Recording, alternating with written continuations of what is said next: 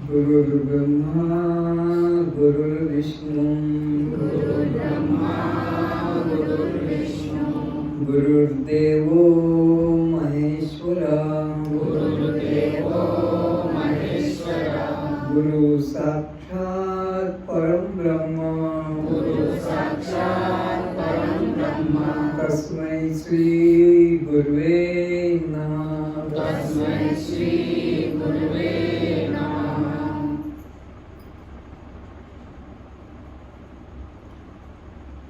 गुरु को ब्रह्मा, गुरु को विष्णु और गुरु को शंकर के समान क्यों कहा है?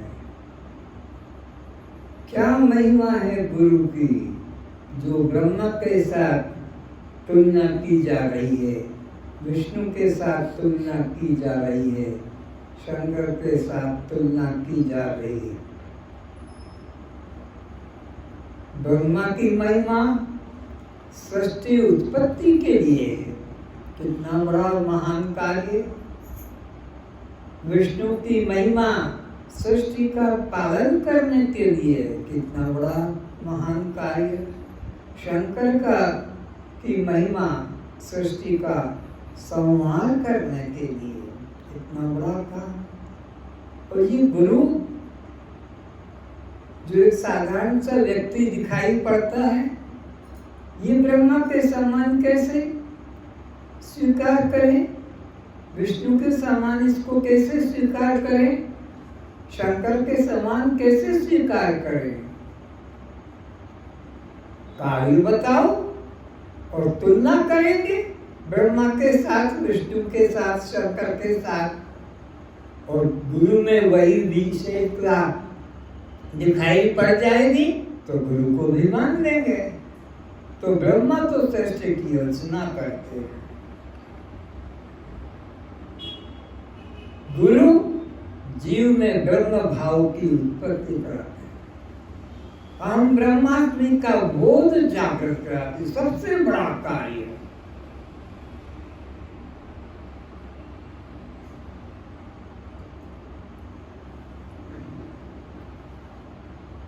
गुरु को विष्णु के समान क्यों कहते हैं? इसलिए कि वो जो ब्रह्म भाव की उत्पत्ति करता है उसकी फिर रक्षा करता है, उसे ब्रह्म भाव से गिरने नहीं देता, उसका पालन करता है।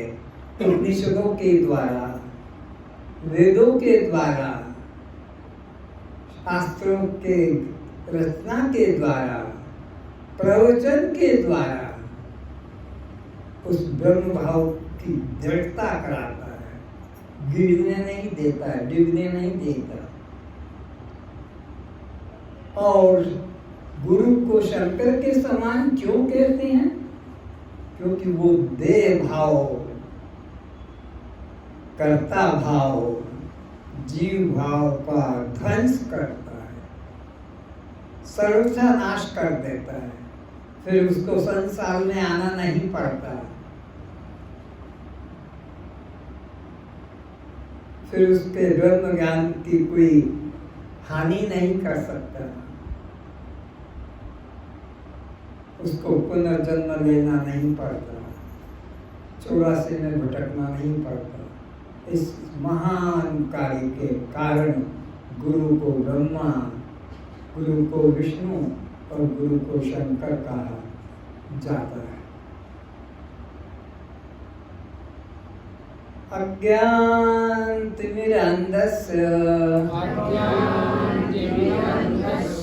ज्ञानाञ्जनशलाकया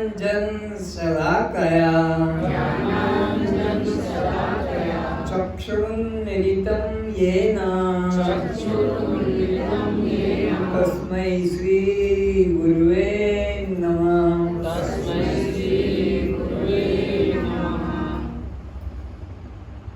जैसे घने अंधकार को एक छोटा सा दीपक विलीन कर देता है, गुरु अनादि अज्ञान को तत्वमसि उपदेश करके शिष्य का अज्ञान का हरण कर देता है। तत्वमसि वो चैतन्य ज्योति, वो ज्ञान ज्योति तू है। इस प्रकार से अद्भुत कार्य गुरु के होने से उसे स्वयं प्रकाश ज्योति स्वरूप कहा है।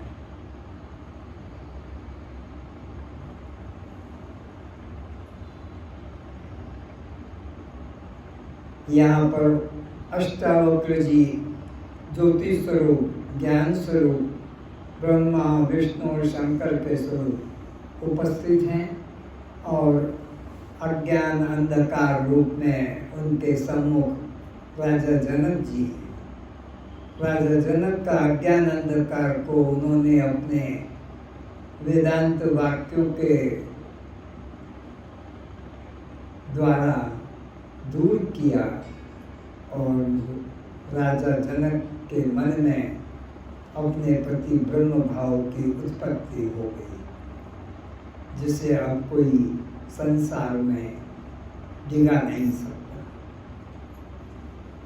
उसी की चर्चा हम लोग अष्टावक्र महागीता के माध्यम से सुन रहे हैं, प्रारंभ करते हैं।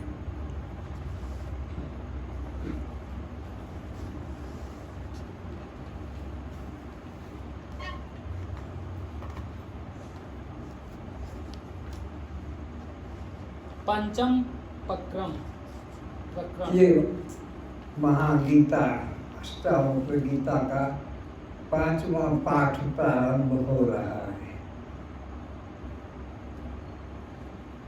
इस 5वें प्रकरण में अष्टावक्र जी ने जनक को यह समझाना चाहते हैं कि देह भाव किस प्रकार निवृत्त किया जाए। मुख्य विषय है पंचम अध्याय में कि देह भाव का कैसे नाश किया जाए, जीव के मन से देह भाव कैसे हटाया जाए, क्योंकि ये जीव भाव अनादि से चल रहा है। 1-2 वर्ष का नहीं, 1-2 अवतार का नहीं, अनंत अनंत अवतार आकर चले गए इस देह भाव को हटाने के लिए।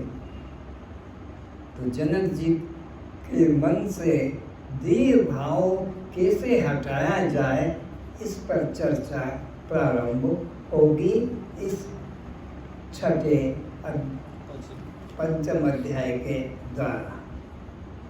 4 समाप्त हो गए हैं, 5वां अध्याय शुरू हुआ है और उसका मुख्य विषय है जनक जी के मन से देह भाव की निवृत्ति कैसे हो। अहंकार का विलय करने हेतु देहाभिमान का विलय करना परम आवश्यक है। देह अभिमान क्यों होता है? अहंकार के कारण। तो अहंकार का नाश होता है देह अभिमान के द्वारा। तो देह अभिमान जिसका नहीं है, जिसके अंदर अपने नाम रूप जाति आश्रम संबंध परिणाम कर्म धर्म का अहंकार नहीं, तो कभी भी अहंकारी नहीं हो सकता। अहंकारी व्यक्ति का ही देह अभिमान बढ़ता है। अहंकार का विलय ही आत्म स्वरूप का प्राकट्य है। आत्म भाव का नाश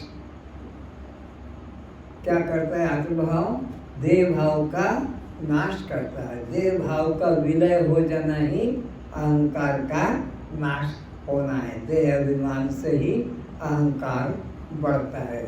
जब व्यक्ति का गहरी नींद में कोई प्रकार का अहंकार नहीं, तो वहाँ पर कोई प्रकार का अभिमान भी नहीं। गहरी नींद में कोई पदार्थ नहीं, कोई पद नहीं, तो इसलिए वहाँ पर कोई प्रकार का अभिमान भी नहीं होता। रात में सुख से सोया और कुछ पता नहीं चला। क्यों? कुछ अभिमान करने की बात ही नहीं थी, पदार्थ ही नहीं था गहरी नींद में। तो कुछ देह भाव बढ़ता है तो तुम्हारा अहंकार बढ़ता है। देह भाव नहीं है, आत्मज्ञानी को देह भाव नहीं होता, इसलिए आत्मज्ञानी सदा मस्त रहता है, वो सुखी रहता है। शिष्य तो बेडोल पत्थर की तरह ही प्रथम होता है, फिर शिल्पी सद्गुरु उसे काट छाट कर तराश कर सुंदर प्रतिमा पूज्य प्रतिमा आकार में ढाल देते हैं। फिर से शिष्य तो बेडोल पत्थर की तरह ही प्रथम होता है। शिष्य की तुलना किस चीज से की गई है?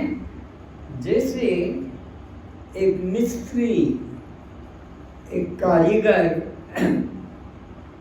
एक पत्थर को देखता है, अच्छा है, चमकीला है, सफेद है या काला है, एक जैसा, उसको तराश करके हथौड़ी छेनी से मार मार कर आकार देता है, पॉलिश करता है, अंग प्रत्यंग बनाता है, एक आकार सुंदर। तो शिष्य एक पत्थर की तरह है और गुरु एक कारीगर मिस्त्री की तरह है, जो उसको उपदेश कर करके उसके देह भाव को ध्वंस कर देता है, उसके देह अभिमान को मिट्टी में मिला देता है। कोई ना उसको जाति अभिमान रहने देता है, ना उसके अंदर कोई कर्म का अभिमान रहता है, ना फिर उसको देह का, ना परिवार का होता है। पत्थर को परमात्मा बनाना और शिला को सौंदर्य प्रदान करने के लिए शिल्पी को बहुत पुरुषार्थ करना पड़ता है। पत्थर को कोई मूर्ति बनाने के लिए बहुत प्रकार का पुरुषार्थ करना पड़ता है, बहुत सामान संग्रह करके उसको चमकाया जाता है। इसी तरह शिष्य को ब्रह्म बनाने के लिए भी गुरु को बहुत वेद, उपनिषद, गीता, रामायण, इन शास्त्रों का या कबीर, नानक, तुलसी, दादू के सिद्धांतों का उसके आगे प्रतिपादन किया जाता है।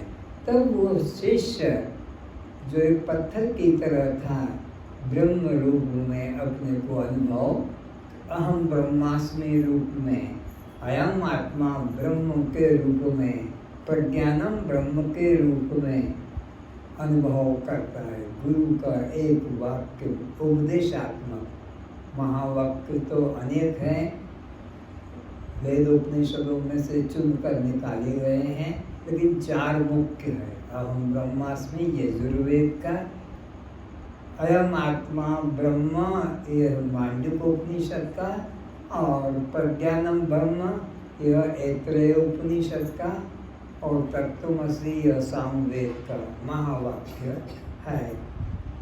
3 महावाक्य अनुभवात्मक है। अहम ब्रह्मास्मि, अयम आत्मा ब्रह्म, प्रज्ञान ये शिष्य अनुभव करता है, और तत्त्वमसि ये शिष्य का नहीं, ये गुरु का उपदेशात्मक महावाक्य। गुरु शिष्य को कहता है वह तू है, वह परमात्मा जिसे खोजने तू निकला है, मेरी शरण में आया है, वह कोई अन्य व्यक्ति, वस्तु, कहीं अन्य लोक में रहने वाला, अन्य साधन से मिलने वाला नहीं है। वह तो अखंड है, वह तो सत्य है, और सत्य वह जिसका कभी अभाव नहीं, कभी नाश नहीं होता है, उससे भिन्न किंचित भी वो अखंड है। तो सब देश में वही है, सब काल में वही है, और सब रूप में भी वही है।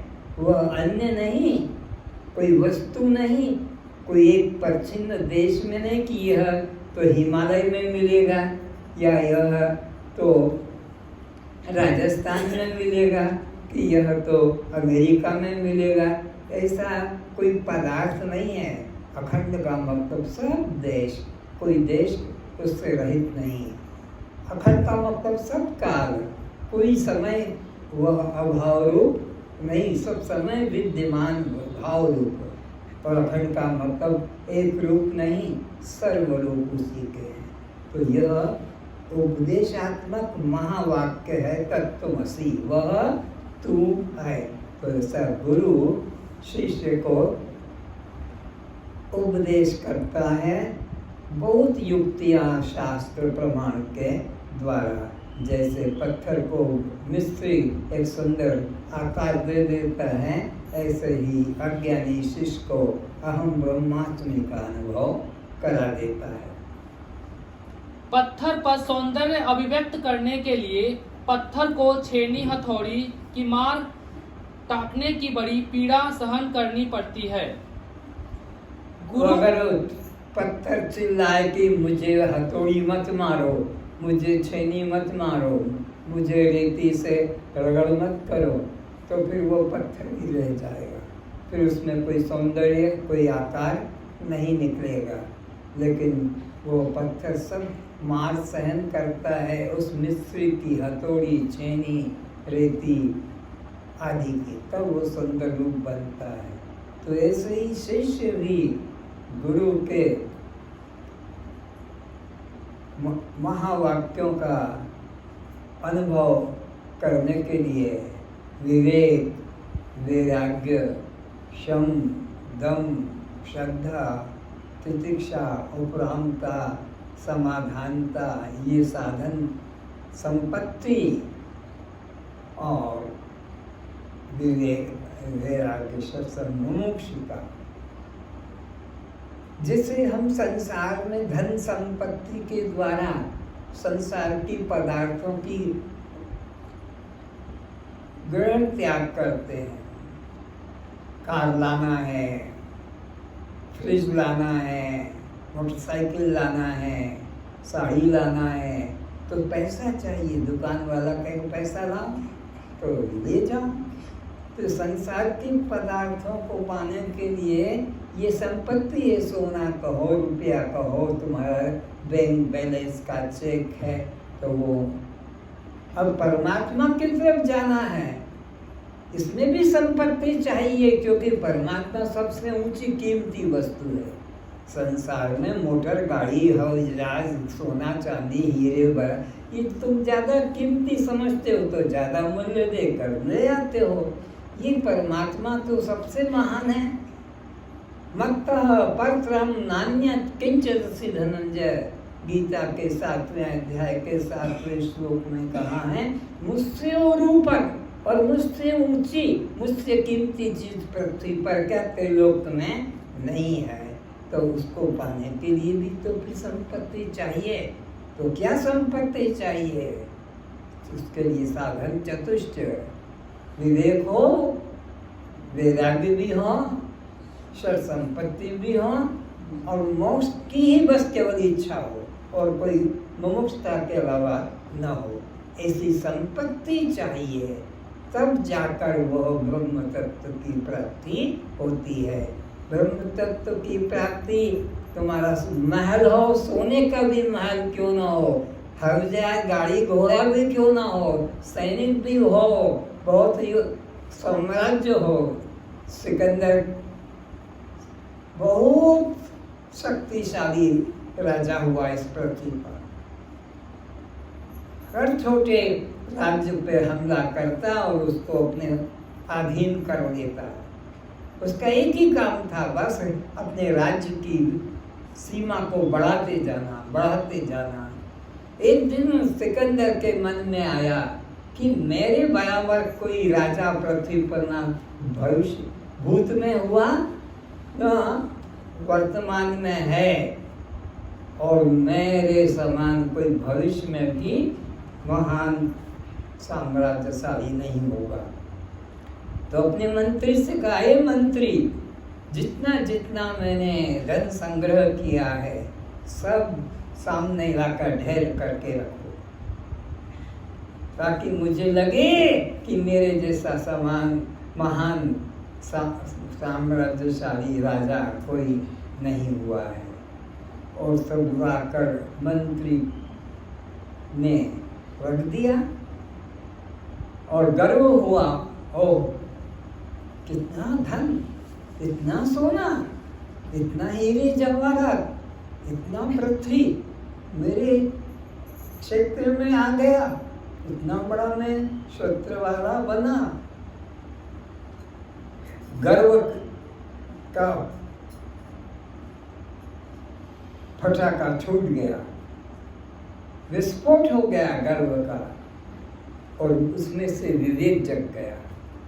इतना धन, इतना सोना, इतने हीरे जवाहरात, इतने गांव, इतने मेरे हो गए, और उसमें से विवेक का फटाका छूटा। अब मैं जा रहा हूं, अब मैं जा रहा हूं, मरने का समय आ गया, शरीर का कोई भरोसा नहीं, बीमार है। तो मंत्री एक और काम करो, जब मेरा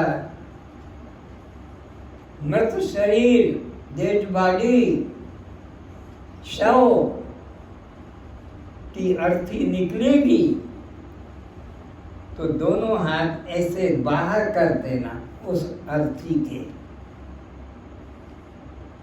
बोले महाराज, आज तक किसी राजा ने मरते समय अपने दोनों हाथ ऐसे बाहर निकाले नहीं, आप कैसे ये अद्भुत कार्य कर रहे हैं?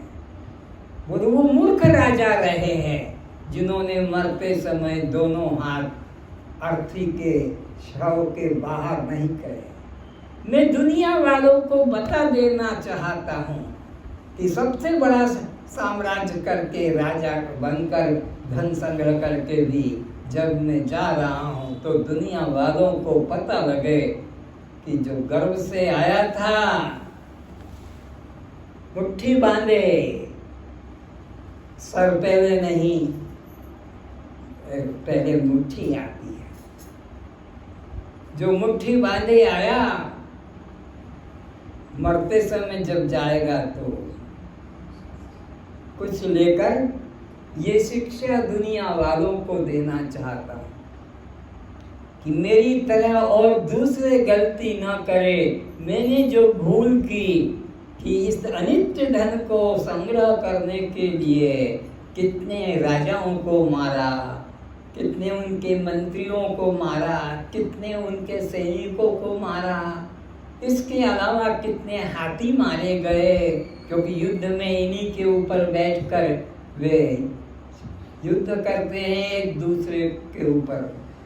कितने घोड़े मारे गए, कितने रथ नष्ट किए, कितने रथ वालों को नष्ट किया, लेकिन अब तो मैं अकेला खाली जा रहा हूँ। तो दुनिया वालों को ये शिक्षा देने के लिए जब मैं मरूंगा तो दोनों हाथ खाली। तो समझदारी इस दृष्टांत से श्रोताओं को यही लेना है कि जो बेईमानी करके, झूठ बोलकर, दूसरे को डराकर दबाकर जो मैंने संग्रह किया है उसको मरने के पहले सदुपयोग तो कर लूं। अरे कबूतर को दाना डाल दूं, गाय को घास डाल दूं, भिखारी को भोजन दे दूं, अरे नंगों को कुछ कपड़ा ओढ़ा दूं। क्या करूंगा मैं इन रुपयों को बैंक में रख रख कर, अपने अकाउंट में रख कर क्या करूंगा? यहाँ से तो मुझे खाली हाथ जाना। ये कागज, ये नोट, ये बैंक के ड्राफ्ट मेरे साथ जाएंगे नहीं, ये तो सब यहीं जला दिए जाएंगे अगर अर्थी के साथ रख दिए तो। और इस अनित्य धन को, अब अभिमान को मैं साथ क्या करूँगा? इसे नष्ट कर। तो समझदारी इसी में है कि धन को जो भी तुमने ईमानदारी से, मेहनत से संग्रह किया उसे विवेक के द्वारा निकाल दो। उस अहंकार को साथ लेकर मत जाओ। जो मुट्ठी बांधे आया सो हाथ पसारे जाएगा। मन एक दिन ऐसा आएगा, जोड़ जोड़ धरो करोड़ न, अंत कफन संग जाएगा। अंत में तो कफन ही तुम्हारे साथ जाएगा, और वो भी भंगी, वो कफन का वस्त्र छीन लेगा। अच्छा कीमती वस्त्र है, अच्छा है, तो वो उसको अपने उपयोग में लेगा। तुम्हें नंगा जलाया जाएगा, तुम्हें नंगा जलाया जाएगा। तब तुम्हारे पैंट शर्ट साड़ी सूट ये एक भी काम नहीं आएंगे। इसलिए विवेक करो। सिकंदर को विवेक जग गया, उसका अहंकार का फटाका छूट गया कि अब तो मैं खाली जाऊंगा, तो दुनिया वालों को शिक्षा देकर जाऊं कि सिकंदर जैसा भी जब गया दुनिया से तो खाली हाथ गया, तो मैं दुनिया वालों को शिक्षा दूं कि अपना जीवन निर्वाह जितना संग्रह करो, जीवन निर्वाह जितना, जिससे तुम्हारा जीवन चले। बाकी के धन को उन अनाथों को, उन दरिद्रों को, उन भिखारियों को, उन असमर्थ लोगों को दो, ताकि वे तुम्हें दुआ देंगे, ताकि उनका आशीर्वाद तुम्हें काम लगेगा। नहीं तो बद्दुआ लेकर जाओगे नौकरों की, भिखारियों की, दरिद्रों की, दुर्वासना लेकर जाओगे। इसलिए उनके आशीर्वाद को संग्रह करो दान के द्वारा। संग्रह धन से तुम्हें दया नहीं मिलेगी, दान करोगे तो दया मिलेगी। दान करने वाले पर फिर दया आती है। इस तरह से यह घटना घटी। फिर से गुरु कुंभार शिष्य कुंभ है, गड़ी गड़ी काढ़े खोट, अंदर हाथ सहारा दे बाहर बाहर चोट। गुरु को कुम्हार के तरह बताया गया। कुम्हार मिट्टी पानी डालकर गीला लोना बनाता है, फिर उसमें अंदर हाथ डालता है, आसपास मिट्टी फैलती है और फिर उस फैली मिट्टी को थापनी के द्वारा पीटता है। चाक चलता जाता है तो मटिया का रूप घूमता जाता है।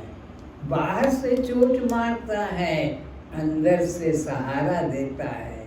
नहीं तो वो चोट मारी तो गड्ढा हो जाएगा, तो अंदर से उस पे गड्ढा नहीं होने देता है। थाप मार मार कर लेकिन अंदर हाथ सहारा दे, ऐसा सहारा दिया। बाहर बाहर चोट, ये लक्षण है।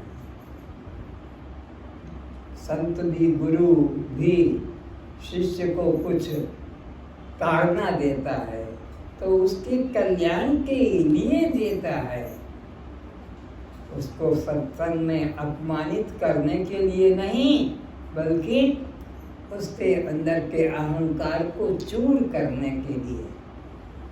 और जब वह कठिन दंड देता है तब भी गुरु के मन में उस शिष्य के प्रति प्रेम,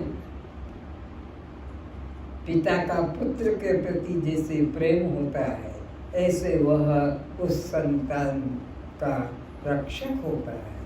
दुश्मन नहीं है, शत्रु नहीं है, उसको नीचे गिराने के लिए नहीं, बल्कि उसके रोग को मिटाकर उन्नत करने के लिए है। जो शिष्य गुरु की परीक्षा से डर कर दूर रहेगा, वह गुरु कृपा प्रसाद का अधिकारी नहीं बन सकेगा। तो जो अलग रहेगा कि भाई मैं तो गुरु जी के पास नहीं जाता हूँ, पता नहीं क्या आदेश दे दें, पता नहीं मेरे पर क्या दोषारोपण हो जाए, मैं तो दूर ही रहकर उनका ध्यान करूँगा, उनका जप करूँगा, उनके पास नहीं जाऊँगा, तो वह गुरु की कृपा से वंचित रह जाए। उसको गुरु की कृपा उस पर वर्षा नहीं होगी, क्योंकि वो तो गुरु के पास जाने में डरता है।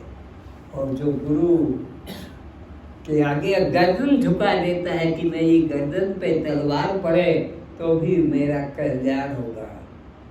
गुरु के मारने में भी ताड़ना है और जगत के तारने में भी तुमको मारना है। ये डॉक्टर लोग जगत के तारक कहलाते हैं, पर हर रोगी को मरना पड़ता है।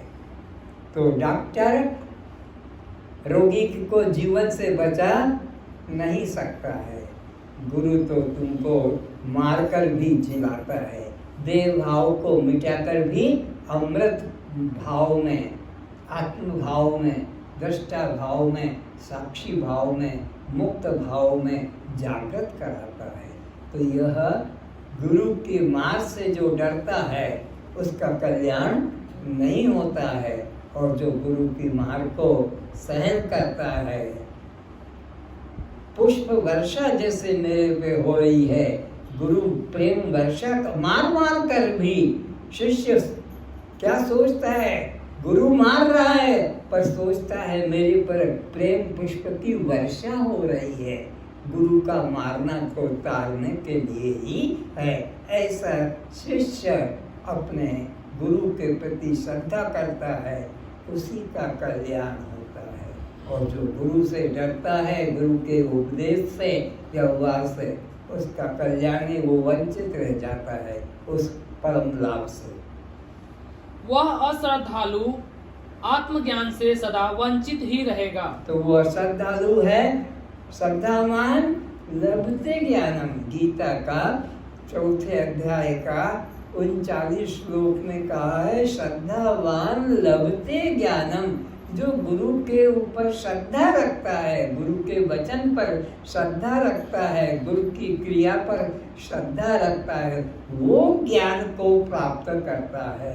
और जो गुरु के वचन में श्रद्धा न करके दोष दर्शन करता है कि ये तो दोष है, ये तो अपराध है, यह तो उचित नहीं, यह तो अनुचित है, वो कल्याण से वंचित रह जाता है। फिर से जो शिष्य गुरु की परीक्षा से डरकर दूर रहेगा, वह गुरु कृपा प्रसाद का अधिकारी नहीं बन सकेगा।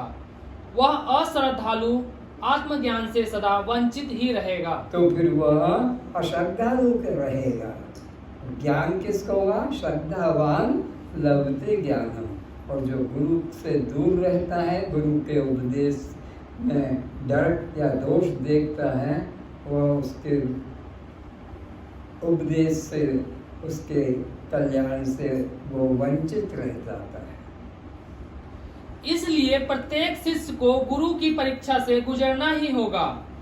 तभी तो कहा गया, गुरु मृत्यु, मरने की पूरी तैयारी चाहिए। गुरु मृत्यु, वेद में कहा है गुरु मृत्यु, गुरु मारेगा तुमको, किंतु उसके मारने के लिए नहीं है, आपके कल्याण के लिए, तारने के लिए। वो जो कुम्हार चोट मारता है मटकी पर, वो उसके सौंदर्य बढ़ाने के लिए है, न कि उस माटिया को नष्ट करने के लिए है। तो जो गुरु के उपदेश में श्रद्धा करता है, वो कल्याण का हेतु है। और गुरु के प्रति जो श्रद्धा न करके अश्रद्धा करता है, गुरु में दोष दर्शन कि गुरु को ऐसा नहीं करना चाहिए, गुरु तो ऐसा नहीं बताना चाहिए, गुरु तो ऐसा नहीं कराना चाहिए, तो वह गुरु के उस लाभ से सदा वंचित रह जाता है। गुरु के पास जाने के लिए तभी गुरु मार कर, तराश कर, टाँक कर, ठोक पीट कर नूतन अमृत जीवन प्रदान कर पाते हैं। इसी का नाम संन्यास है। गुरु के द्वारा जो जीवन प्राप्त होता है, वही जीव का वास्तविक जन्म है। गुरु के द्वारा जो शिष्य का दृष्टा साक्षी भाव रूप में जागृति है, यही गुरु का अमृत है। इसी से इसका कल्याण होगा।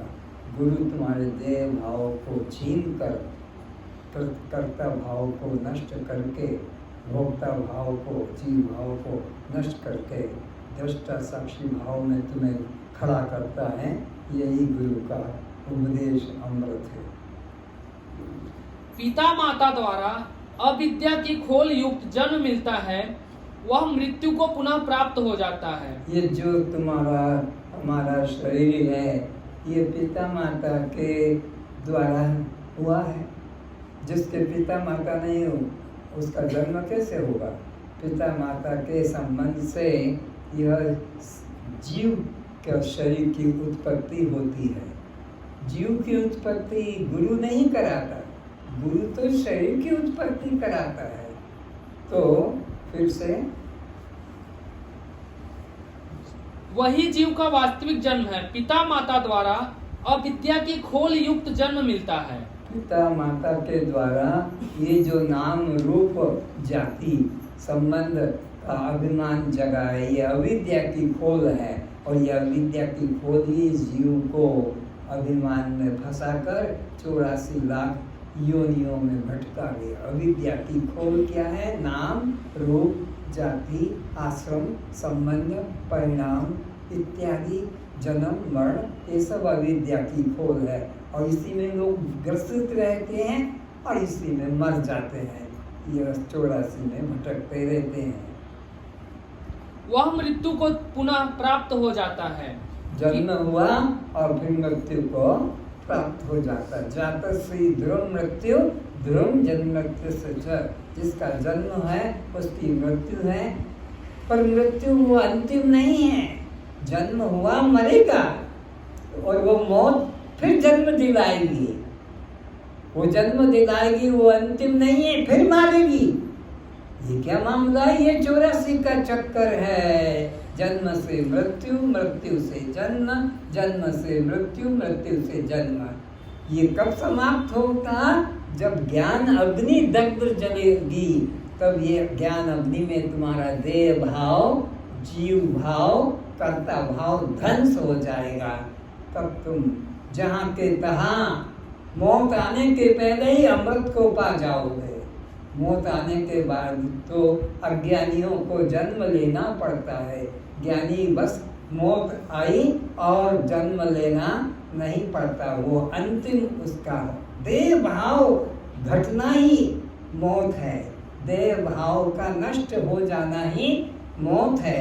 और जिस क्षण, जिस महीने में, जिस वर्ष में या जिस सप्ताह में या जिस दिन में, जिस समय में तुम्हारा देह भाव अंदर से विलीन हो जाए, तुम उसी वक्त साम्राज्य रहते हुए, घर परिवार रहते हुए और तुम मुक्त, जीवन मुक्त कहलाओगे। जीवन है फिर भी तुम मुक्त हो फिर से। गुरु के द्वारा जो जीवन प्राप्त होता है वही जीव का वास्तविक जन्म है।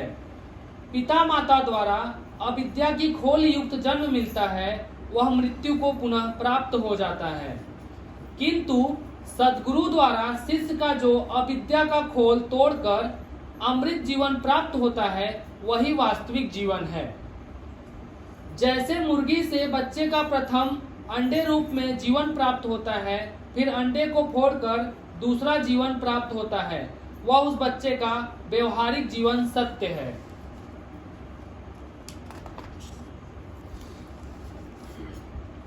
अष्टावक्र उवाच। अष्टावक्र जी कहते हैं, हे जनक, तू शुद्ध बुद्ध मुक्त स्वरूप है।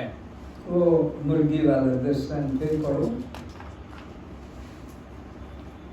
जैसे मुर्गी से बच्चे का प्रथम अंडे रूप में जीवन प्राप्त होता है। सब जानते हैं मुर्गी अंडा देती है, फिर वो अंडा खुद मुर्गी बनता है, फिर वो मुर्गी, फिर अंडा, वो 84 का चक्र चलता ही रहता है। वो अंतिम नहीं है।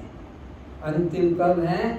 जब उस मुर्गी के बच्चे का नाश हो जाता है। बच्चे के नाश करने वो दुष्ट लोग उसको तोड़ के और उपयोग लेते हैं, तो उसका वो फिर पुनर्जन्म हो नहीं सकता है फिर से। जैसे मुर्गी से बच्चे का प्रथम अंडे रूप में जीवन प्राप्त होता है, फिर अंडे को फोड़कर दूसरा जीवन प्राप्त होता है, वह उस बच्चे का व्यवहारिक जीवन सत्य है। वो उसके बच्चे का व्यवहारिक जीवन सत्य है। फिर उससे फिर अंडा निकलेगा, फिर उस अंडे को फोड़कर उसमें से जीव निकलेगा। ये संसार का, जैसे मुर्गी के जीवन में अंडा, अंडे से फिर मुर्गी, मुर्गी से अंडा, ऐसा ही यह देह भाव तुम्हारा मुर्गी के अंडे की तरह है। ये तुम्हारा देह भाव टूटेगा, ये देह भाव में देह छूटेगा, फिर दूसरा जन्म होगा, फिर वो जन्म से फिर तीसरा जन्म होगा। ये पुनरपि जननम पुनरपि मरणम पुनरपि जननी, जब शेषैन बार बार जन्म लेगा और यह मरेगा, फिर जन्म लेगा, फिर मरेगा, ये 84 का चक्र सदा से चला आ रहा है। तब तक चलता रहेगा जब तक कोई सद्गुरु, ज्ञानी गुरु ज्ञान अग्नि में इसके देह भाव को दग्ध नहीं करता है, देह भाव को ध्वंस नहीं करेगा, तब तक पुनरपि जननम पुनरपि मरणम। अष्टावक्र जी कहते हैं, हे जनक, तू शुद्ध बुद्ध मुक्त स्वरूप है। कौन कह रहा है? गुरुदेव। किसको कह रहे हैं? शिष्य को। जिस शिष्य ने गुरु के प्रति समर्पित भाव कर दिया, मारे या तारे, बस मैं तो गुरु का हूँ, गुरु जो चाहे सो करे। तो इस तरह है गुरु को समर्पित हो गया और वह गुरु के प्रति अपने भाव को, देह भाव को भी त्याग दिया। अब उसमें देह में मैं भाव नहीं। फिर से अष्टावक्र जी कहते हैं, हे जनक, तू शुद्ध बुद्ध मुक्त स्वरूप है। तू कैसा है? तेरा स्वरूप समझ ले। तू राजा नहीं, राजपुत्र नहीं, कि क्षत्रिय नहीं, कि तू साम्राज्य वाला नहीं। तू तो शुद्ध बुद्ध मुक्त आत्मा है, दृष्टा साक्षी आत्मा है। तू ये जन्मने मरने वाला, यह राज भोगने वाला यह जीव तू नहीं है। तेरा देह के प्रति अहंता एवं देह संबंधी जनों के साथ ममता का संबंध नहीं है। अब जनक जी की स्थिति समझ गए गुरु अष्टावक्र जी, और कहा कि अब तो देह में मैं भाव और देह के संबंधियों में मेरा भाव तेरा समाप्त हो गया है। अब तुझको फिर जन्म लेना नहीं पड़ेगा। गुरु निर्णय कर देता है शिष्य के लिए कि तू मुक्त हो गया है, क्योंकि न देह में मैं भाव है, न देह के संबंधियों में मेरा भाव है। मैं भाव फिर मेरा भाव में कन्वर्ट कर देता है और फिर मेरा भाव ही पुनर्जन्म में डाल देता है। तू नित्य मुक्त है। तू असंग है और शुद्ध है, तब फिर तेरे में त्याग और ग्रहण कहाँ? इस वास्ते अब तू मन से देह संघात को पंचभूतों में लेकर और अपने लिए खोज कर कि मैं देह हूँ या मेरा देह है या मैं इसमें मेरा से भी पृथक कोई तीसरा ही तत्व है। फिर से थोड़ा थोड़ा। तू असंग है। कौन कह रहा है? अष्टावक्र जी। किसको? जो समर्पित हो गया है। कौन? राजा जनक। कि तू कैसा है? तू अमृत है, तू मुक्त है, तू नित्य है, ऐसा अपने प्रति निश्चय कर। और शुद्ध है। तू नित्य शुद्ध बुद्ध ज्ञान स्वरूप है, ऐसा निश्चय कर। तब फिर तेरे में त्याग और ग्रहण कहाँ? अब जब तूने जान लिया कि मैं यह शरीर नहीं, देह नहीं, करता नहीं, तब तेरे में ग्रहण और त्याग का भाव हो नहीं सकता। ग्रहण और त्याग का भाव किस में रहता है? ये लूँ, ये छोड़ूँ, ये लूँ, ये छोड़ूँ, ये पकड़ूँ, इसको उपयोग करूँ, जिसका देह भाव है। तो देह भाव से मुक्त हो गया है। तेरे लिए ग्रहण त्याग अब कहाँ? ग्रहण त्याग तो उसके लिए जिसने मेरा, ये मेरी, ये मेरे, ये मेरा, मेरी, मेरे, ऐसा जिसने ये कीचड़ इकट्ठा किया है, ये त्रिवेणी का। अरे जब कोई भी मेरा नहीं, तो फिर किसके लिए ग्रहण करूं और किसके लिए त्याग करूं? और जिसने मेरा, ये तो मेरा बेटा, बेटे का बेटा, बेटी का बेटा, और उनका वो है, इत्यादि जिन्होंने ऐसा, वो लोग इस कीचड़ में फंसे रहेंगे, इस कीचड़ में, क्योंकि उन्होंने मेरा माना है। लेकिन ज्ञानी व्यक्ति के लिए एक ब्रह्म के अलावा कोई दूसरा नहीं। यही तो मीरा ने कहा था, मेरे तो गिरधर गोपाल, पति को नहीं, पुत्र को नहीं, उसको तो हाथी के पैरों के नीचे कुचला दिया था, एक संत का अपमान कर दिया था। मीरा के बेटे ने एक संत का अपमान कर दिया था, तो उस बेटे को मीरा ने हाथी के पैरों के नीचे कुचला के मरवाया। उसकी दुष्टता को दूर करने के लिए।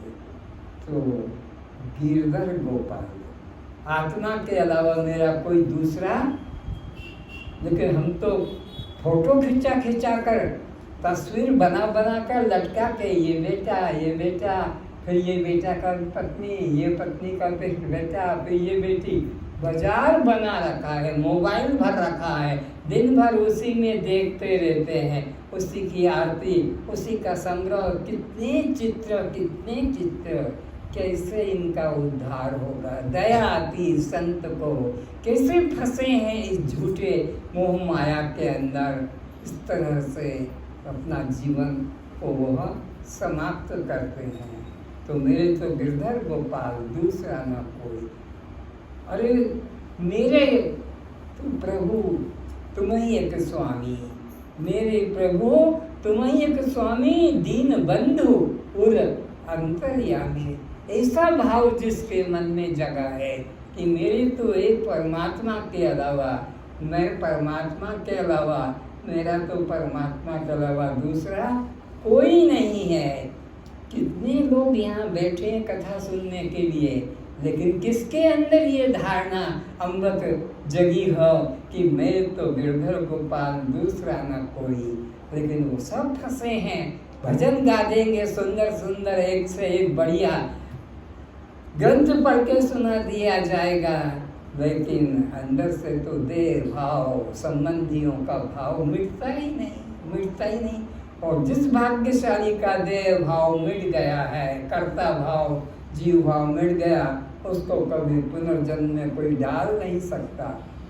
जिसका मेरा मेरी नहीं तो ग्रहण त्याग किसका करेगा? ग्रहण त्याग तो उसी को करना पड़ता है जो मेरा मानता है, जो पराया मानता है। इसलिए एक चैतन्य आत्मा के अलावा मेरा और कुछ भी नहीं, और मैं भी किसी का नहीं। तू मन से देह संघात को पंचभूतों में लेकर और अपने लिए खोज कर कि मैं देह हूँ या यह मेरा देह है। बस फिर से इसी वाक्य को, अब तू मन से देह संघात, जितने सुनने वाले हो उनको फिर कहा जगाने को, क्या कहा? अब तू मन से देह संघात को। ये देह संघात का मतलब है नाम, रूप, जाति, आश्रम, संबंध, परिणाम, जन्म, इन सब में तू कौन है? विचार कर ये उपदेश के द्वारा। फिर से, अब तू मन से देह संघात को पंचभूतों में लेकर, तो क्या करे इन सबको? ये सब पंचभूतों का कार्य है। कार्य कारण से कभी अलग नहीं होता, ये कार्य है पंच महाभूतों का।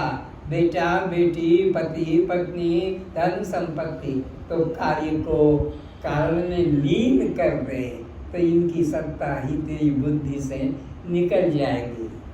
लेकर और अपने लिए खोज कर कि मैं देह हूँ या मेरा यह देह है। और खोज कर फिर जब तूने लीन कर दिया इस कार्य को कारण में, तो नाम रूप शरीर कहाँ रहा? तो फिर क्या विचार कर कि मैं देह हूँ और या यह देह मेरा है, यह देह मेरा है, यह देह में हूँ या देह मेरा है। मैं और मेरा भाव ही तुझे कहीं मिलेगा नहीं। देह आएगा तो पंच महाभूतों का या पिता माता का कार्य। मैं तो इस कार्य और कारण भाव से रहित हूँ। तो खोज कर कि ये पंचभूत का शरीर में हूँ कि यह मेरा है, या मैं इसमें मेरा से भी कोई पृथक तीसरा ही तत्व हूँ, या इसमें भी मेरा भाव भी ना आकर मेरा भाव से भी कोई पृथक तत्व है जो जानने वाला है, जो देखने वाला है, जो अनुभव करने वाला है, जो दृष्टा है, साक्षी है। सो हम, वह मैं हूँ, जिसे दृष्टा साक्षी आत्मा कहते हैं। वो मैं हूँ कौन? जिसे दृष्टा साक्षी आत्मा कहते हैं। ये देह तो दृश्य है। दृश्य मतलब जो दिखाई पड़े। ये मन भी दृश्य है, वो दिखाई पड़ता है चंचल है कि शांत है। ये बुद्धिमान दृश्य है, मालूम पड़ता है कि कमजोर है या बलिष्ठ है, दृढ़ है या अदृढ़ है। तो मैं तो इन सब से पृथक दृष्टा साक्षी आत्मा हूँ, ऐसा निश्चय जगना चाहिए। मैं ही सब प्राणियों के हृदय में अंतर्मयी रूप से स्थित हूँ तथा मुझमें ही स्मृति, ज्ञान और मुझमें ही संशय दोषों का दूर करने के लिए शक्ति जीवों को प्राप्त होती है। तो मैं कैसा विस्तार वाला हूँ? फिर से मैं इन सब दृश्यों में दृष्टा रूप से, साक्षी रूप से, चेतन रूप से विद्यमान हूँ। ये सब दृश्य पांचों भूत, 25 तत्व, स्थूल सूक्ष्म कारण शरीर, ये 3 अवस्था, जागृत स्वप्न सुषुप्ति, ये 5 भ्रांतियां, यह सब मैं इन सब से न्यारा हूँ। मैं ही सब प्राणियों के हृदय में अंतर्यामी रूप से स्थित हूँ तथा मुझमें ही स्मृति, ज्ञान और मुझमें ही संशय विपर्य दोषों को दूर करने के शक्ति जीवों को प्रदान होती है। और सब वेदों द्वारा मैं ही जानने योग्य हूँ तथा वेदांत का कर्ता और वेदों को जानने वाला मैं ही हूँ।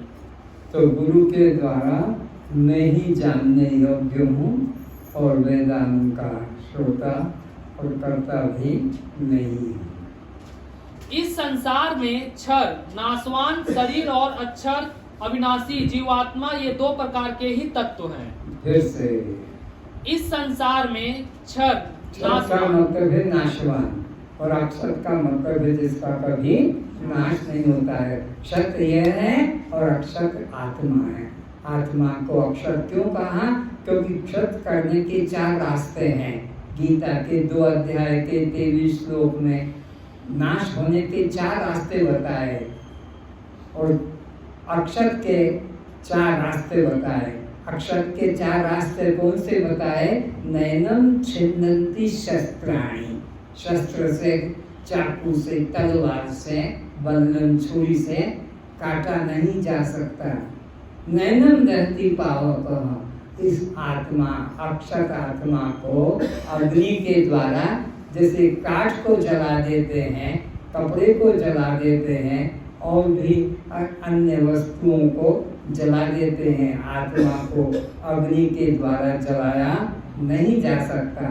नैनम छिन्दन्ति शस्त्राणि नैनम दहति पावकः न चेयोते प्रेदन्तापः, पानी के द्वारा जिनको भिजाया नहीं जा सकता है, पानी के द्वारा जैसे कि मिट्टी का घड़ा पानी में डाल दो, मिट्टी फैल जाएगी, घड़ा नष्ट हो जाएगा।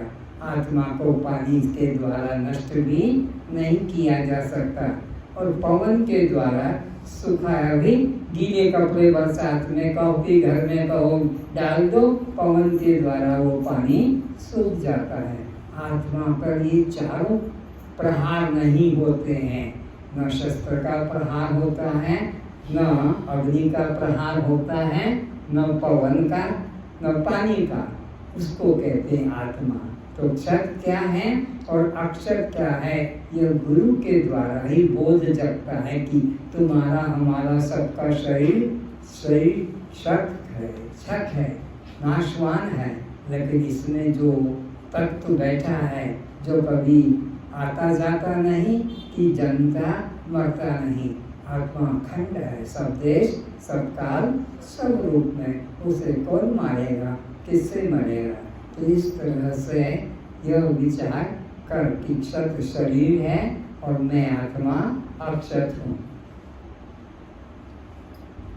जिसमें संपूर्ण प्राणियों के शरीर क्षर और जीवात्मा अक्षर कहा जाता है। तो ये संपूर्ण प्राणी पृथ्वी पर जितने करोड़ शरीर दिखाई पड़ते हैं, ये सब पे शस्त्र का भी प्रहार होता है, अग्नि का भी प्रहार होता है, पवन का भी प्रहार होता है और पानी का भी प्रवाह होता है।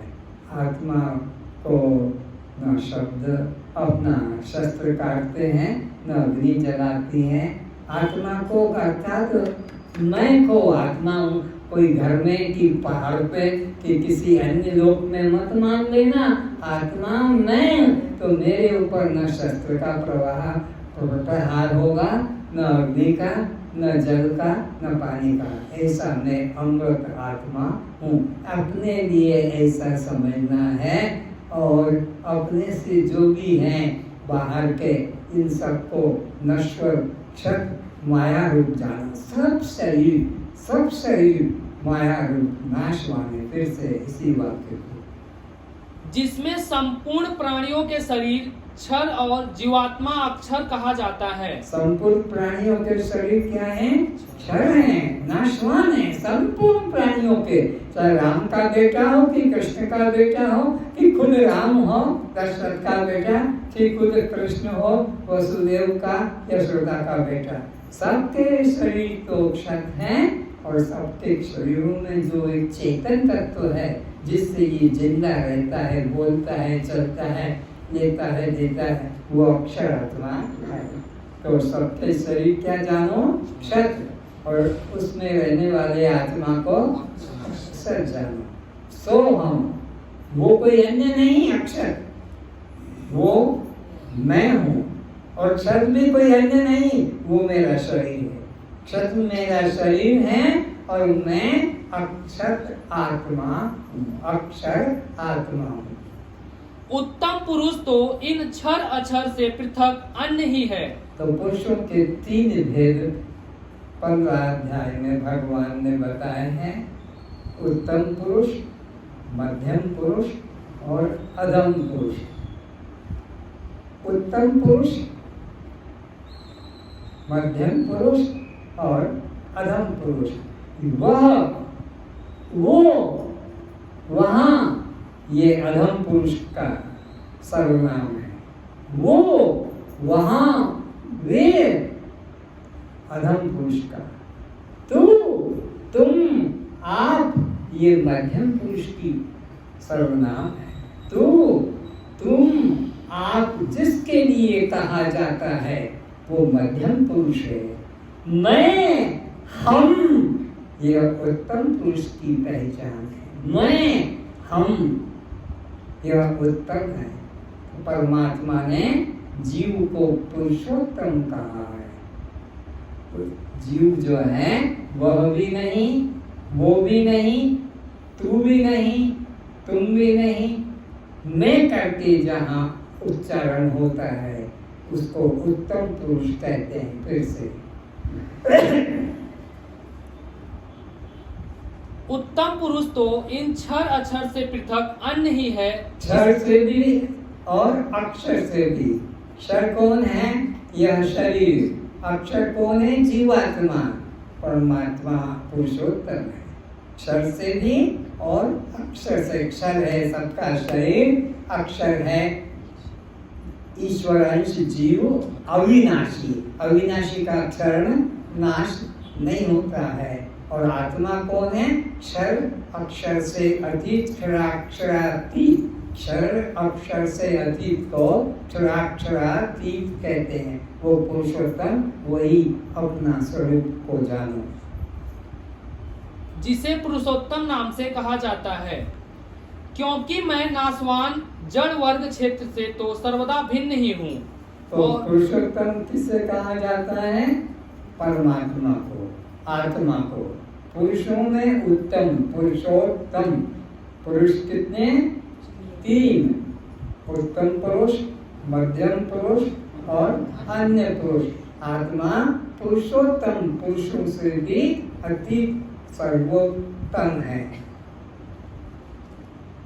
क्योंकि मैं नाशवान जड़ वर्ग क्षेत्र से सर्वदा भिन्न हूँ और कर्ता भोक्ता होकर संसार चक्र में भटकने वाले अविनाशी जीवात्मा से भी उत्तम हूँ। फिर से थोड़ा थोड़ा समझो। वो आत्मा और जीवात्मा तो 84 में भटकता है कर्ता भोक्ता बनकर, और आत्मा न कर्ता होता है न भोक्ता, वो पुरुषोत्तम है। तो उत्तम, वो पुरुषोत्तम, जीव से भी वो ऊपर आत्मा को कहा तो पुरुषोत्तम है। उसको संसार में भटकना नहीं पड़ता, वो देह में अभिमान नहीं करता। कर्ता भोक्ता होकर संसार चक्र में भटकने वाले। कर्ता भोक्ता कौन बनता है? जीव कर्ता बनते हैं, तो ना करता है ना भोगता है, जीव भी करता है और जीव भी भोगता है। परमात्मा ना करता है ना भोगता है। परमात्मा तो केवल सूर्य की तरह ऊपर से सबको प्रकाश कर रहा है कि देख रहा है। तो फिर से कर्ता भोक्ता होकर संसार चक्र में भटकने वाले अविनाशी जीवात्मा से भी मैं उत्तम हूँ। जीवात्मा कैसा? ईश्वर जीव अविनाशी, तो मैं अविनाशी आत्मा से भी उत्तम हूँ, इसलिए पुरुषोत्तम हूँ, तीन पुरुष से भी अतीत। इसलिए लोक में वेद में मुझ आत्मा को ही पुरुषोत्तम नाम से कहा जाता है। किसको? आत्मा को। आत्मा को मेरा बाप है कि बेटा है? ना बाप है ना बेटा है ना कोई संबंधी है। आत्मा में स्वयं मैं पुरुषोत्तम हूँ, मैं अविनाशी हूँ, जीवात्मा से भी पृथक। हे आत्मन, जो ज्ञानी पुरुष मुझ आत्मा को पुरुषोत्तम रूप जानता है, वह जागृत, स्वप्न, सुषुप्ति, बाल, युवा, वृद्धावस्था का ज्ञाता पुरुष सब प्रकार से मुझे ही सर्वज्ञ जानता है। जिसने अपने को पुरुषोत्तम जान लिया, जिसने अपने को ज्ञानी जान लिया, वो तीन अवस्था जागृत, स्वप्न, सुषुप्ति, वो तीन शरीर स्थूल, सूक्ष्म, कारण, इनसे अपने को अलग देखता है। फिर से हे आत्मन, जो ज्ञानी पुरुष मुझ आत्मा को पुरुषोत्तम रूप जानता है, वह जागृत, स्वप्न, सुषुप्ति, बाल, युवा, वृद्धावस्था का ज्ञाता। वो इनको जानने वाला, न वो बालक है, न वो जवान है, न बुआ है, न वह अपने को जागृत मानता है, न स्वप्न मानता है, न सुषुप्ति मानता है। तीनों अवस्थाओं से तीनों शरीरों को जानने वाला है। वह तीन शरीर नहीं, तीन अवस्था नहीं, बल्कि तीन शरीर, तीनों अवस्थाओं को जानने वाला। जानने वाला सदा जानी गई वस्तु से अलग होता है। कुत्ता, तो कुत्ते को जाना है, तो कुत्ते को यह करके जाना है, तो उसको मैं करके मैं कुत्ता हूँ कभी नहीं कह सकेगा। ये जूता मेरा, ये जूते को मेरा कहाँ है, पर मैं जूता हूँ ऐसा कभी तो शरीर को मेरा कहाँ है, लेकिन मैं शरीर नहीं हो सकता। जिसको मेरा कहा जाता है, इसी को पक्का करो, इसी में सारा वेदांत है। जिसको मेरा कहा जाता है, मैं उससे सदा न्यारा हूँ। जो जो मेरा है, मैं उससे सदा न्यारा हूँ। दुख, दुख किससे आता है? ध्यान से सुनो। दुख पति से आता है, पत्नी से आता है, पुत्र से आता है, पिता से आता है, माता से आता है, बेटा से, बेटी से, पड़ोसी। दुख उसी से आता है जिसको तुमने मेरा कहा। जिसको तुमने मेरा कहा, बेटा मेरा, बाप मेरा, पति मेरा, पत्नी मेरा, पुत्र मेरा, पड़ोसी मेरा, ये मेरा, वो मेरा, दुख यही देने वाले हैं। दुख किसी बाहर से नहीं आता। पराया दुख क्यों देगा? पराया से दुख कभी तुमको, जिसको मेरा कहा है वही दुख दे रहा है। पराया दुख क्यों देगा? कि मेरा माना है। तो मेरा माना छोड़ दो तो दुख तुम्हें छू नहीं सकता, क्योंकि दुख तो मेरा ही देता है। और तुम्हें दुख से बचना है तो मेरे को अपना बना कर जूता खाना ही पड़ेगा। मेरा को अपना बनाकर तो तुम्हें दुख भोगना ही पड़ेगा, क्योंकि तुमने मेरा। तो ये दुख जो है यह पराया से आता है। दुख किससे आता है? बोलो। पराया कौन है? जो मुझसे अलग है। बाप अलग है, बेटा अलग है, पति अलग है, पत्नी अलग है, पुत्र पुत्री, सब कुछ, मकान जमीन, जो जो भी धन संपत्ति तुमने इसको मेरा करके मान लिया है। दुख इन्हीं का है और इसीलिए इनमें आसक्ति करके और तुम्हें 84 में भटकना पड़ता है। तो दुख पराया है। दुख पराये से मिलता है। दुख किससे मिलता है? अपने आप से दुख किसी को मिला अपने आप से किसी को दुख हुआ, अपने आप से घृणा हुई, अपने आप से अपना दुख आनंद स्वरूप है। अपना स्वरूप तो आनंदमय है। ईश्वरांश जीव अविनाशी, अपना तो आनंद स्वरूप है। इसलिए दुख अपना आप नहीं है, दुख तो पराया है। और पराया को तुम खूब जकड़ के पीस बांध के रखे हो, ये तो मेरी, ये तो मेरा, ये तो मेरी, ये तो मेरा। बस यही तुम्हारे को जूते मारने वाला है, यही रुलाने वाला है। इसी के लिए आंसू गिरेंगे, इसी के लिए तुमको तड़पना पड़ेगा। पराया दुख देता है, अपना आप कभी किसी को दुख नहीं देता है। अपने आप से किसको दुख मिला? अगर मिला है तो वो पराया है। चाहे तुम्हारा हाथ हो कि टांग हो कि आंख हो कि कान, ये सब पराए हैं, प्रकृति के दिए है। इनमें से अहम किया तो दुख पाओगे। आत्मा का ना हाथ है, ना पैर है, ना इंद्रियां हैं। आत्मा तो निर्गुण निराकार है, और निर्गुण निराकार कभी किसी को दुख दे नहीं सकता। सगुण साकार ही पराया है, माया का है। इसलिए यही दुख का कारण है। तो आज पक्का करो कि जो मेरा है वह मैं कभी हो सकता, सकती, हाँ हो सकते हो? कर ले कोशिश, कर लो कोशिश। क्या मेरा मैं बन सकता है? बोल के तो देखो। मेरा कुत्ता, तो क्या इसको मैं कह के सकते हो कि मैं कुत्ता? बोलो, बोल के देखो, लज्जा शर्म आएगी, जीव खुल नहीं पाएगी। मेरा कुत्ता तो है पर मैं कुत्ता, मेरा मकान तो है पर मैं मकान, बोलो, जैसे ही मेरा बेटा तो है पर मैं बेटा, मेरा पति तो है पर मैं पति, जो जो मेरा है वह मैं कभी हो सकता नहीं। पक्का करो। ये तोतों का ज्ञान नहीं है। सोचा हुआ कि बस बोल दिया कि मैं तो दृष्टा साक्षी, और मरे जा रहे, मेरे लड़की का ये हो गया, मेरे लड़के का ये हो गया, मेरे पति का ये हो गया, मेरी पत्नी का, मरे जा रहे हो रात दिन इसी भजन में। कोई खाली नहीं, कोई खाली नहीं। सबका किसी न किसी में मेरा का दुख खड़ा है। किसी ने, कोई ऐसा नहीं जिसमें कि मेरा का, मेरी का दुख तैयार नहीं है। सब दुखिया, सब संसार दुखिया, सब संसार, सारा संसार दुखिया खड़ा है।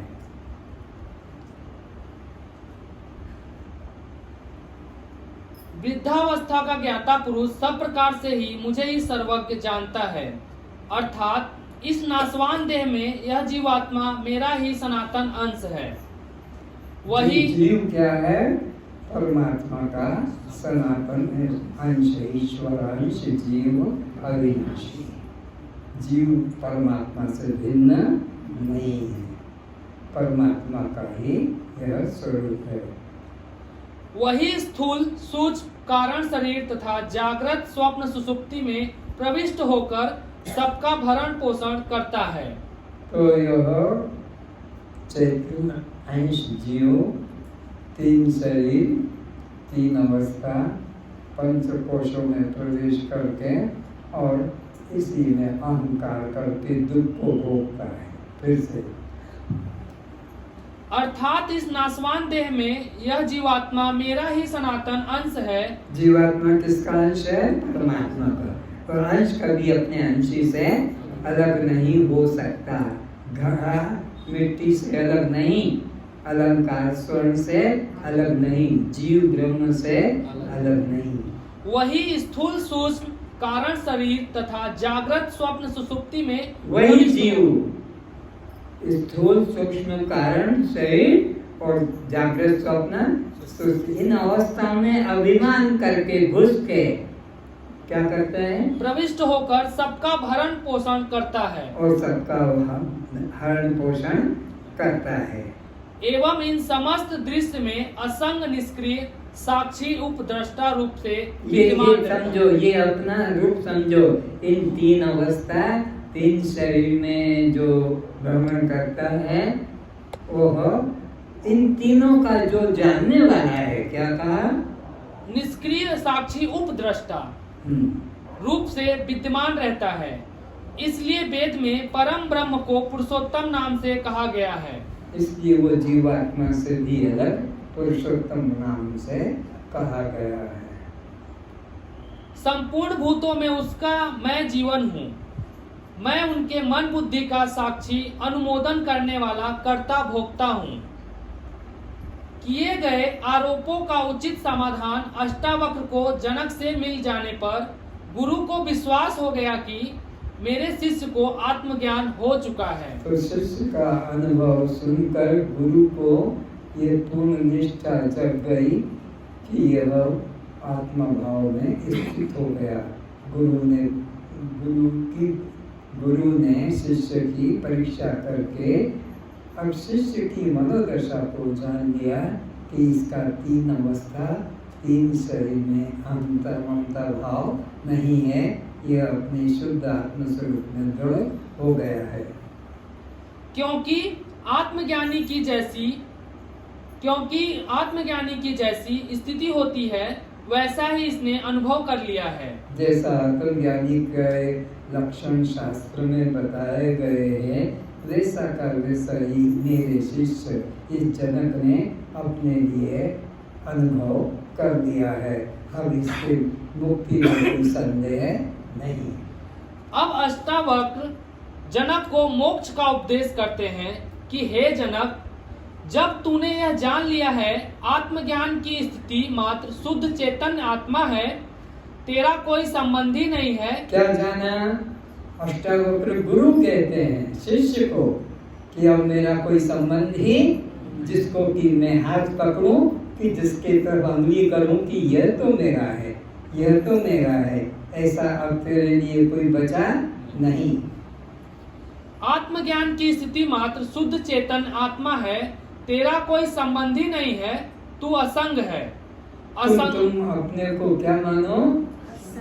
सजाति विजाति स्वगत संबंध से रहित तीन संबंध होते हैं, सजाति संबंध, विजाति संबंध और स्वगत संबंध। सजाति है ना ब्राह्मण ब्राह्मण, विजाति है ना ब्राह्मण क्षत्रिय, एक ब्राह्मण दूसरा क्षत्रिय। स्वगत अपने ही अंतर्गत, हाथ अलग है, पैर अलग है, सर अलग है, तीनों तरह के संबंध से जीवात्मा रहित है, ना सजाति संबंधी है इसका कोई, क्योंकि एक ही तो आत्मा है। दो हो तब तो सजाति कहें, और विजाति भी कब कहें? जब आत्मा से कोई भिन्न विजाति हो। तो कोई विजाति भी नहीं, तो स्वगत संबंध भी नहीं, विजाति भी नहीं, और स्वगत अपने ही अंतर्गत कोई हाथ पैर मुख नाक की तरह भेद नहीं। आत्मा असंग है। फिर से आत्मज्ञान की स्थिति मात्र शुद्ध चेतन आत्मा है, तेरा कोई संबंधी नहीं है, तू असंग है। असंगो ही अयम पुरुष, तू अकेला है, फिर किसे त्यागना चाहता है? अब बता, किसको तू ग्रहण करना चाहेगा जब तेरे अलावा कोई दूसरा है ही नहीं? किसका त्याग करना चाहेगा? न ग्रहण और न त्याग, दोनों से तू रहित असंग अद्वैती साक्षी मात्र है। त्याग ग्रहण तो किसी दूसरे की कल्पना करके ही हो सकता है। जो तुम्हारा होगा उसी का त्याग कर सकोगे। अभी तक जिसको तुमने अपना मान रखा था वह सब तुम्हारे इस मिथ्या देहाभिमान के लिए ही था। फिर से अभी तक जिसको तुमने अपना मान रखा था वह सब तुम्हारे इस मिथ्या देहाभिमान के लिए ही था। जो तुमने अभी तक कि मैंने ये छोड़ा, मैंने इसका त्याग कर दिया, क्या वो तुम्हारा था? वो मिथ्या पदार्थ को तुमने अपना मान लिया था। तुम्हारा कोई भी नहीं जिसका तुमने त्याग किया है। त्याग का भी घमंड किया है, तुम्हारा था ही नहीं तो तुम त्याग क्या करोगे? तुम्हारा तो देह ही नहीं है, तो देह के संबंधी तुम्हारे कैसे हो सकते हैं? उनका तुम त्याग कैसे कर सकते हो? ये देह ही पंच महाभूतों का या पिता माता का कार्य है, तुम इससे न्यारी हो। इस देहाभिमान के कारण ही तो आत्मा के प्रति संग भ्रांति हो रही थी। इसी देह के अंदर में भाव होने से आत्मा के प्रति यह मेरी आत्मा संग भ्रांति हो रही थी, लेकिन तुम देह नहीं तो देह के साथ तुम्हारा संग भ्रांति भी कहना झूठा है। कि देह का अंत है तो मैं का भी अंत अवश्य होगा, जबकि अंत वाला नहीं, मेरी मृत्यु नहीं होती, मैं अनंत अविनाशी आत्मा हूँ। इस देहाभिमान को छोड़ने से ही सब अहंकारों का, उपाधियों का त्याग हो जाएगा। जिसने इस चमड़े को, जिसने पिता माता के रज वीर्य, ऐसी गंदी धातु, न देखने योग्य, न छूने योग्य, न सूंघने योग्य, न चाटने योग्य, न पीने योग्य, ऐसी गंदी धातु से बना यह शरीर को जिसने मैं करके माना, उससे अधम नीच तो कोई हो नहीं सकता। इसलिए इस दृश्य शरीर को कभी मैं करके या मेरा करके मत मानना। फिर से इस देहाभिमान को छोड़ने से ही सब अहंकारों का, उपाधियों का त्याग हो जाएगा। अगर तुमने देह भाव छोड़ दिया, देह भाव छोड़ दिया, तो तुम न हिंदू रहे, न मुसलमान रहे, न उड़िया, न बंगाली रहे, न ब्राह्मण रहे, न क्षत्रिय, न वैश्य, तुम सारे अभिमान तो चमड़े में, देह में जोड़ के रखा। और जिसने देह का अभिमान त्याग कर दिया, उसके सब देह संबंधी अहंकार का नाश हो जाता है। और देहाभिमान ही सबसे बड़ा बंधन है। देह का अभिमान ही सबसे बड़ा बंधन है। और जिसने देह अभिमान का मन से त्याग कर दिया, उससे बड़ी कोई मुक्ति भी, सबसे बड़ी मुक्ति वही है जो देह अभिमान का त्याग कर देता है। और सबसे बड़ा बंधन भी वही है जो देह अभिमान को अपना स्वीकार करता है। ज्ञानी का लक्षण है देह अभिमान नहीं करता है, इसलिए ज्ञानी नित्य मुक्त है। इसके त्याग से ही मोक्ष हो जाता है। कितने त्याग से? बस देह भाव का त्याग कर दिया, मोक्ष हो जाता है।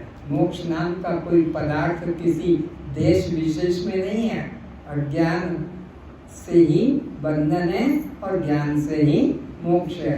अज्ञान, बंधन नाम का कोई पदार्थ किसी अन्य देश में, अन्य लोक में नहीं है कि वहाँ जाकर मोक्ष मिलेगा। यही देह में मैं भाव ही बंधन है और देह में से मैं भाव का त्याग ही मोक्ष है। यह देह अभिमान का कारण स्वरूप अज्ञान ही है। ये देह का अभिमान क्यों हो रहा है कि मैं आत्मा हूँ, ये बोध किसी गुरु ने जगाया नहीं। माता पिता ने भी देह भाव रटाया और जो पंडित गुरु शास्त्री मिले उन्होंने भी देह भाव ही रटाया और कर्म में, उपासना में उलझाया। ये कर्म करो, ये उपासना करो, ये ध्यान करो। देह भाव से हटाने वाला कोई मिला ही नहीं। और देह भाव जब तक हटेगा नहीं, मुक्ति कभी हो नहीं सकती। सब देह भाव में बांधने वाले हैं। फिर से यह देह अभिमान का कारण स्वरूप अज्ञान ही है। क्यों?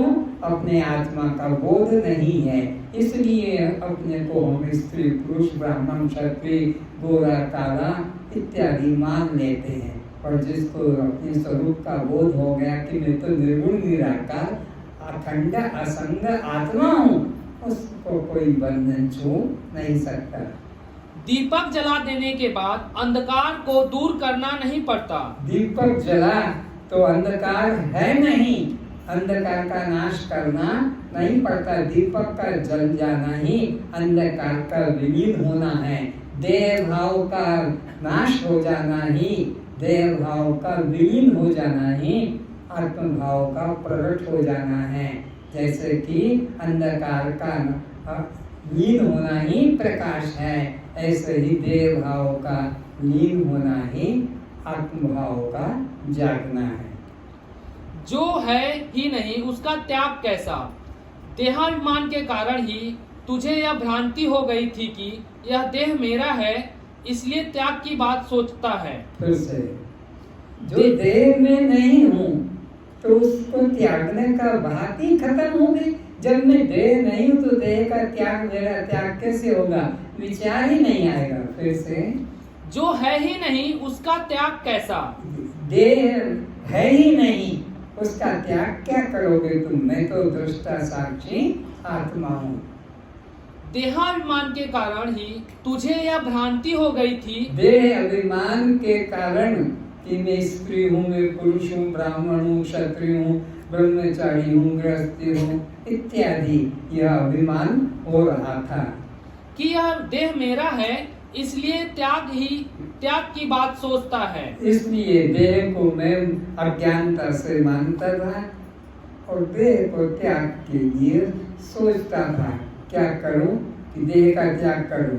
इसलिए कई लोग जहर पी जाते हैं, कोई पहाड़ से गिर जाता है, कोई डूब के मर जाता है, कोई ठंडा लटका के लटक जाता है, कोई नदी में डूबता है। देह को मैं मान लिया और जब मैं देह नहीं तो देह का त्याग, मेरा त्याग कैसे हो सकता है? मैं तो देह से अलग चैतन्य दृष्टा साक्षी अक्षर आत्मा हूँ, अविनाशी आत्मा हूँ, अखंड आत्मा हूँ। देहाभिमान का त्याग ही मोक्ष है। देह का अभिमान छोड़ दो तो मुक्ति तो तुम्हारा स्वरूप है, प्रकाश तो तुम्हारा स्वरूप है। प्रकाश को कहीं से लाना नहीं पड़ता है। तुम दीपक जला दो घोर अंधकार में, वहां पर उसी वक्त पर अंधकार लय हो जाएगा और प्रकाश प्रज्वलित दिखाई पड़ेगा। अतः इस अभिमान का तू त्याग कर मोक्ष को प्राप्त हो सकेगा। तो कौन का त्याग करना है? इस देह अभिमान का त्याग करना है। बस देह अभिमान का त्याग किया तो मुक्ति तो तुम्हारा स्वरूप है। अपने घर में आ गए, अपने घर में आ गए। पराये में बैठे थे, ये पराया था, इसके चमड़े का रंग, चमड़े की वजन, चमड़े का मांस, चमड़े के अंग को हम अपना ही दर्पण में देख देख कर कपड़ों अलंकारों के क्रीम पाउडर के द्वारा सजा सजा कर फूले नहीं समाते थे। फोटो अलग अलग, मेरा फोटो खींचो, मेरा फोटो खींचो, इसके साथ खींचो, उसके साथ खींचो। कितनी चमारी बुद्धि, कितनी नीच बुद्धि माँ बाप के रजवीरी का पिंड और उसकी महिमा हम अपने ऊपर स्वीकार कर रहे थे कि ये मैं हूँ, ये मेरा है। इस तरह से मैं जब देह नहीं तो आत्मा हूँ, जब मैं देह हूँ तो अपने को स्वरूप से भूला हुआ हूँ, और जब मैंने जान लिया कि मैं दृष्टा साक्षी आत्मा हूँ तो देह मेरा नहीं। इसका त्याग का अभिमान कैसा है? फिर से देहाभिमान का त्याग ही मोक्ष है। अतः इस अभिमान का तू त्याग कर मोक्ष को प्राप्त हो सकेगा। तो हम मोक्ष को, हम सब जितने श्रोता बैठे हैं, सुन रहे हैं, वर्षों से सुन रहे हैं, हमारा मोक्ष पाने में कितने वर्ष और बाकी करना पड़ेगा? जितने हम सुन रहे हैं वर्षों से इस तत्व ज्ञान, आत्म ज्ञान को, हमें मोक्ष पाने के लिए कितने वर्ष और तपस्या करना पड़ेगी? विचारो इसको, कितने साल और लगेंगे, कितनी क्लास और करना पड़ेगी, कितना और ग्रंथ रटना पड़ेगा, तो पता लगेगा कोई समय की अपेक्षा जिस क्षण तुम देह भाव को छोड़ोगे उसी क्षण तुम मुक्त हो। न वर्ष चाहिए, न महीना चाहिए, न दिन चाहिए, न कोई समय चाहिए। देह भाव का जिस क्षण तुम मन से त्याग करोगे कि यह देह में नहीं और यह देह मेरा नहीं। देह तो पंचभूतों का या भौतिक दृष्टि से 5 महाभूतों के अलावा पिता माता के रजवीर का परिणाम है, जो इतनी निकृष्ट गंदी, जो देखने, छूने, सूंघने, चर्चा करने योग्य भी नहीं है, वो ये शरीर है। तो तुम जिस क्षण देह भाव का त्याग कर देते हो, कितने साल लगेंगे? एक क्षण भी नहीं लगेगा, क्षण भी नहीं लगेगा। और नहीं तो अनादिकाल से आज तक हम इस देह भाव का त्याग नहीं कर पाए। और कोई सच्चा सद्गुरु मिल गया और उसने हमारा देह भाव जिस क्षण दूर कर दिया, उसी क्षण मुक्त हो गए। जाति नीत कुल गोत्र दुर्गम नाम रूप गुण दोष विसर्जम देश काल विषयत वर्ती यत ब्रह्म तत्वमसि भावयात्मन। आदि शंकराचार्य आत्मचिंतन करने की विधि बता रहे हैं कि जो जाति नीति कुल गोत्र से पृथक है, जो जात से, कुल से, गोत्र से, संबंधियों से, उपाधियों से रहित है। कौन? आत्मा। नाम रूप गुण दोष से मुक्त है, जिसका न कोई नाम है, न रूप है, न कोई दोष है, न गुण, उससे मुक्त आत्मा में न नाम है, न रूप है, न कोई गुण, न दोष है। वो देश काल और विषय से बद्ध नहीं है। देश काल, ये कौन लाइट दे रहा है? चला जाए उठकर। परमात्मा देश काल से भी रहित है। बात खत्म करते हैं। बल्कि उन सबसे परे है। कौन? अपना आत्मा। नाम रूप जाति गुण दोष से परे अपना आत्मा है। केवल मात्र चेतन तत्व है। वह ब्रह्म मैं हूँ ऐसी भावना करने से ही यह अनात्म नाम रूप उपाधियों के अहंकार से मन मुक्त हो सकेगा। तभी यह नाम रूप के अहंकार से मुक्त हो सकेगा। मुक्त है, लेकिन देह को मैं मान लिया इसलिए बना है, उस बंधन की भ्रांति से मुक्त होगा। बंधन तो था ही नहीं, आत्मा नित्य मुक्त है, लेकिन देह को मैं करके मान रहा था, जी रहा था, इस बंधन भ्रांति से मुक्त हो सकेगा। ब्रह्म ज्ञान के साधक को सर्वदा यही चिंतन करना चाहिए कि वही ब्रह्म मैं हूँ। सर्वदा सर्वदा कितना भी दुख आए, कितना भी लाभ हो, कितनी भी हानि हो, कितना भी कष्ट हो, लेकिन एक ही चिंतन करें। क्या चिंतन करें? ब्रह्म ज्ञान के साधक को सर्वदा यही चिंतन करना चाहिए कि वही ब्रह्म मैं हूँ, जिसे अज्ञान वश अन्यत्र अन्य सत्ता रूप जानकर खोज रहा था। जिसे मैं अन्यत्र अन्य सत्ता मानकर खोज रहा था, जिसे खोज रहा था वो मैं ही हूँ। कितना पागलपन है। अन्य होता तो खोजने से मिल जाता, अन्य होता आत्मा परमात्मा तो अनादिकाल से कितने योनियां लिया, कितने सृष्टि हुई, लेकिन मैं वही जन्म मरण के चक्र में घूम रहा था। तो अनादिकाल से मैं अपने स्वरूप को भूला हुआ था। फिर से ब्रह्म ज्ञान के साधक को सर्वदा यही चिंतन करना चाहिए कि वही ब्रह्म मैं हूँ, जिसे अज्ञानवश अन्यत्र अन्य सत्ता रूप मानकर खोज रहा था। मंदिर में, माला में, पूजा में, पाठ में, तीर्थ में, अवतारों में अन्य रूप मानकर खोज रहा था, जिसे वो पता लगा गुरु कृपा से कि वह तो मैं स्वयं ही हूँ। ज्ञानियों को यही विचार रखना चाहिए सर्वदा कि वह जिस परमात्मा को मैं बाहर ढूंढ रहा था, खोज रहा था, वह मैं स्वयं ही हूँ। जैसे समुद्र में अनेक तरंगे फेन बुदबुदे होते हैं, फिर समुद्र में ही लय हो जाते हैं, वे समुद्र से भिन्न नहीं हैं। वैसे ही यह भिन्न भिन्न आकार वाला जो जगत दिखाई पड़ता है, यह आत्मा से भिन्न नहीं है।